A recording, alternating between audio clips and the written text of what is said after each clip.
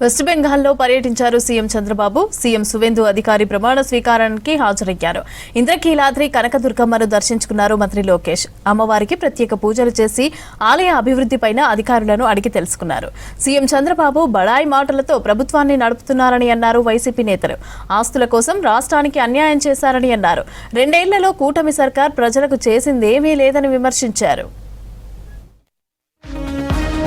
West Bengal వెళ్లారు CM Chandrababu. నూతన ముఖ్యమంత్రి సువేందు అధికారి ప్రమాణ స్వీకారానికి హాజరయ్యారు. కోల్కతాలో కేంద్ర మంత్రి రామ్మోహన్ నాయుడు, ఇతర అధికారులు సీఎంకు స్వాగతం పలికారు. ఎయిర్పోర్ట్ లో గుజరాత్ సీఎం భూపేంద్ర పటేల్ ను కలిశారు చంద్రబాబు. తాజా పరిణామాలపై చర్చించారు. తర్వాత ప్రమాణ స్వీకారంలో పాల్గొని సువేందు అధికారికి అభినందనలు తెలిపారు.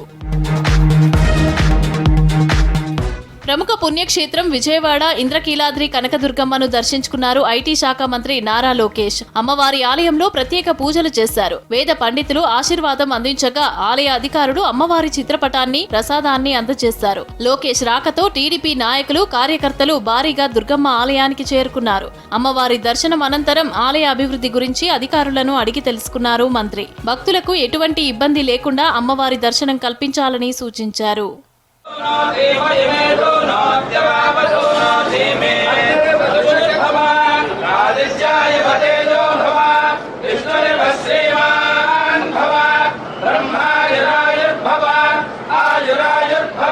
రెండున్నరేళ్లలో సీఎం చంద్రబాబు బడాయి మాటలు చెబుతూ మాత్రమే ప్రభుత్వాన్ని నడిపించారని, ప్రజలకు చేసింది ఏమీ లేదని విమర్శించారు మాజీ మంత్రి అంబటి రాంబాబు. ప్రపంచానికి పాఠాలు చెప్తాననే చంద్రబాబు మంత్రుల బృందాన్ని సింగపూర్ ఎందుకు పంపారని ప్రశ్నించారు. సోషల్ మీడియా పోస్టులపై అక్రమ కేసులు పెట్టడం దుష్ట సాంప్రదాయమని, పోలీసులను సోషల్ మీడియా వాళ్లపైన ప్రయోగించడం దురదృష్టకరమని చెప్పారు. అక్రమ కేసులు పెట్టి ఎంతమందిని అరెస్టు చేసినా వెనక్కి తగ్గేదే లేదని చెప్పారు. సింగపూర్ని ఏదో ఒక విధంగా సింగపూర్ కలర్ పూసి తన పరిపాలన అద్భుతంగా ఉందని చెప్పించుకునే ప్రయత్నమే చేస్తున్నారు తప్ప ఈ రాష్ట్రంలో చంద్రబాబు నాయుడు గారి కూటమి ప్రభుత్వం అధికారంలోకి వచ్చిన తర్వాత సామాన్యుల పరిస్థితి చాలా దారుణంగా ఏర్పడతా ఉంది. ఏపీలో సీఎం చంద్రబాబు ఆస్తులు కాపాడుకోవటం కోసం రాష్ట్రానికి అన్యాయం చేశారన్నారు ఏపీ మాజీ మంత్రి ఆర్కే రోజా. 2 ఏళ్లలో ప్రభుత్వం ఒక్క ప్రాజెక్టునైనా పూర్తి చేసిందా అని ప్రశ్నించారు. తిరుపతి తాతయ్యగుంట గంగమ్మ జాతరకు వెళ్లారు ఆర్కే రోజా.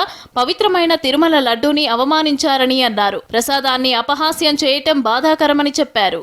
ఒక తప్పు చేసుంటే ఆ చేసిన వాళ్ళని సాక్ష్యాధారాలతో నిరూపించి అరెస్ట్ చేయండి, శిక్షించండి, ఎవరు ఏమనరు.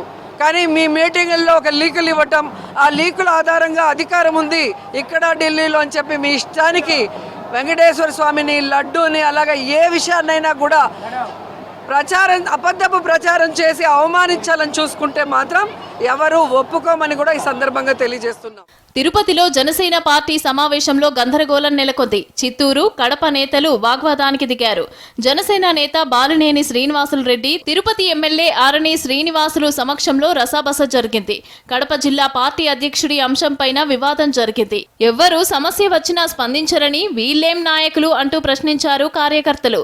ఇలాంటి నేతలతో పార్టీని ఎలా బలోపేతం చేయాలని నిలదీశారు.